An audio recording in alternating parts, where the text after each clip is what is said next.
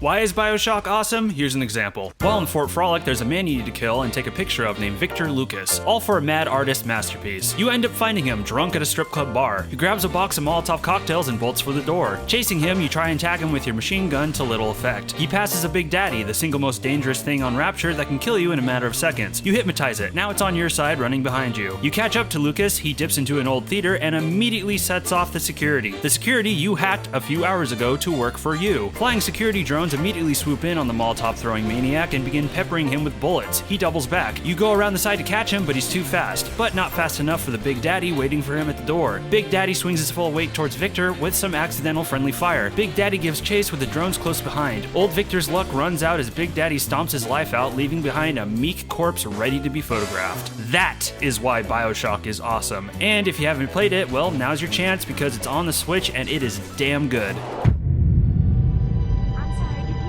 They told me, son, you're special. You were born to do great things. You know what? They were right.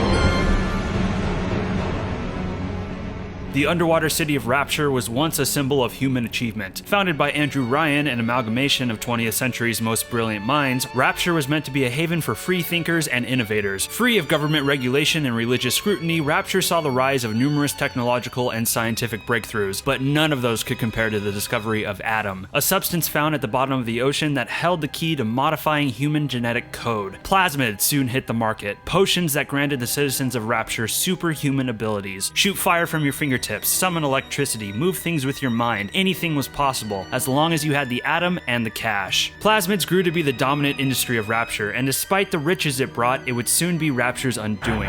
They destroyed our bodies, our minds. We couldn't handle it. New Year's Eve, 1958. The atom-addicted working class of Rapture would rise up and attack the upper-class citizens. What was meant to be a night of champagne and celebration turned into a night of slaughter and terror. Rapture's civil war was bloody and savage. It only lasted 4 months. 2 years later, a plane crashes on the Atlantic Ocean. Its only survivor is a 19-year-old man. Emerging from the cold Atlantic waters, he soon finds a lighthouse. Within that lighthouse, a bathysphere which takes him to the ocean floor. The ocean floor where Rapture still stands. Upon docking, he is greeted by one of its citizens. Is it someone new? Splicers is the name given to the atom-addicted mutants of Rapture. Twisted mentally and physically, these people only want to paint the floor with your insides. To take on these nightmarish denizens, the player has a bevy of firearms at their disposal, held in the right hand. And of course, plasmids are on the left. Plasmids offer a wide variety of abilities. Fire, ice, and electricity are just the tip of the iceberg. Splicers that want to play catch with a grenade will be in luck when you use telekinesis to throw it back at them. Or you can show them how sweet you are by showering them with a palm full of bees. Bioshock falls under the subgenre immersive sim, a type of game built on systems rather than scripting, giving the player agency in how they play. While chaos has gripped Rapture, its wide, sprawling levels are indeed a systemic playground ready to be exploited. There are 3 core ways to approach Bioshock, each with miles of depth. You can take everything head-on like a shooter, you can exploit the environment, or you can manipulate. With the head-on approach, you'll find Bioshock's combat to be a visceral chess match where the right plasmid/weapon combination is your best friend. The environment might be the most useful weapon though. A mob of splicers on your tail can be a terrifying thing until they step into a pool of water. And nothing good ever comes from spilled oil.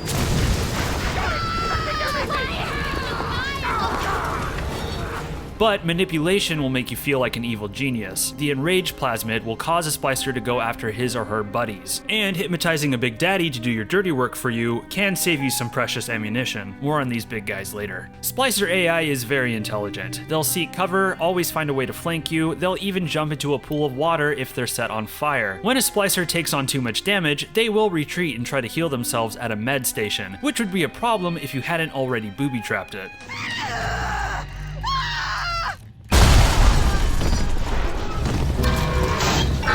Security alert in progress. Despite being in ruins, the security in Rapture is formidable. Being caught on camera can cause an army of drones to swoop down on you, and automated turrets can be a real nuisance, but nothing a bit of hacking can't fix. Now you have Rapture security working for you. While optional, hacking is one of your best tools. As I mentioned, med stations, turrets, and cameras can be hacked, along with safes and vending machines. Hacking is represented by this minigame in which you construct a tube to allow the flow of water to hit your goal. Failure can lead to loss of health or alerting security, which can turn into an opportunity if you're savvy enough to disable and hack the drones. Hacking is fun, but man does it get old. There's so much hacking that sometimes Bioshock feels like a puzzle game that features a shooter. But I can't fault the game too much for that because ultimately it was my choice to play the game this way. Plus, you can always use an auto hack tool or just buy off the hacking game with money, which doesn't really make a lot of sense, but it's nice to have this option. However, hacking and harassing the splicers is far from Bioshock's ultimate test. Wait a minute. He's still breathing. It's alright. I know he'll be an angel soon. Plasmids come with a cost. Whether you're looking to buy new ones or upgrade the ones you have, you'll need Adam, and the only way to get Adam is to take it from a little sister. You think that's a child down there? Don't be fooled. She's a little sister now. Somebody went and turned a sweet baby girl into a monster. Little Sisters are Rapture's greatest tragedy. Created from orphans and the abducted, Little Sisters were once normal little girls before they were genetically modified and conditioned to collect Adam from Rapture's dead. While survival is your main mission, finding these little girls is your highest priority, and you always know when a little sister is nearby when you hear the whale-like moans of their bodyguards. You're ready now. It's time to take on one of them Big Daddies. It won't be easy, but it's the only way to get to Little Sisters.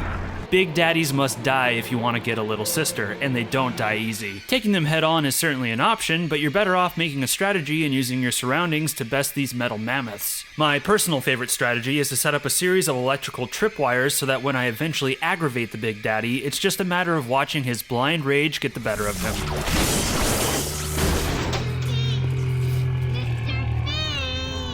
And there's nothing more satisfying in this game than watching these giants fall. With the little sister rendered defenseless, you have two options. You can either harvest them, which kills them, or rescue them. No! No! No! No!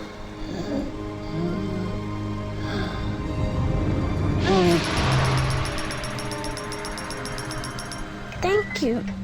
For anyone looking to play this for the first time, I'm going to tell you bluntly, never harvest the Little Sisters. When you harvest a Little Sister, you receive 160 Adam, more than enough to get you some nice new upgrades and purchases, but doing so will lead to the game's bad ending, which is no fun. Whereas when you rescue them, you receive 80 Adam, 50% less than harvesting them, but for every 3 Little Sisters you rescue, you'll receive a care package at the Gatherer's Garden. Within it is an extra 200 Adam and bonus plasmids and items. Ultimately, saving the Little Sisters will lose you 280 Adam total compared to harvesting them. But this is more than made up for with the bonuses you receive, and you get the good ending, which is brief but touching. Plus, the choice is just silly. With all the complexity present in Bioshock's gameplay as well as in its narrative, when it comes to your character, you're either two things: a heartless monster or a saint. There's no gray zone, there's no nuance. In my opinion, it remains the worst part of the game. Well, next to the final boss, which isn't as bad as people make it out to be. It's the only negative aspect in taking on one of gaming's most iconic duos.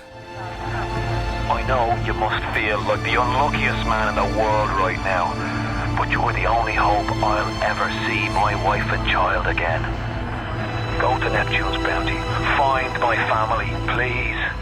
While I have no love for its take on morality, I am still head over heels for Bioshock's narrative. Like Half-Life before it, Bioshock remains a shining example of sharp environmental storytelling. The shops, the residences, and the hidden nooks all have a story to tell. While coming upon a grisly corpse or the remains of heartbroken parents can give the player plenty of insight into the insanity of Andrew Ryan's utopia, closer examination will give you insight into the everyday problems of Rapture's free society, like 3 competing dentists all neighboring each other. It's very easy to feel a sense of ownership over this story. The more the player invests into the world, the more they will get out of it, with room for their own interpretations. This Fontaine fellow is somebody to watch.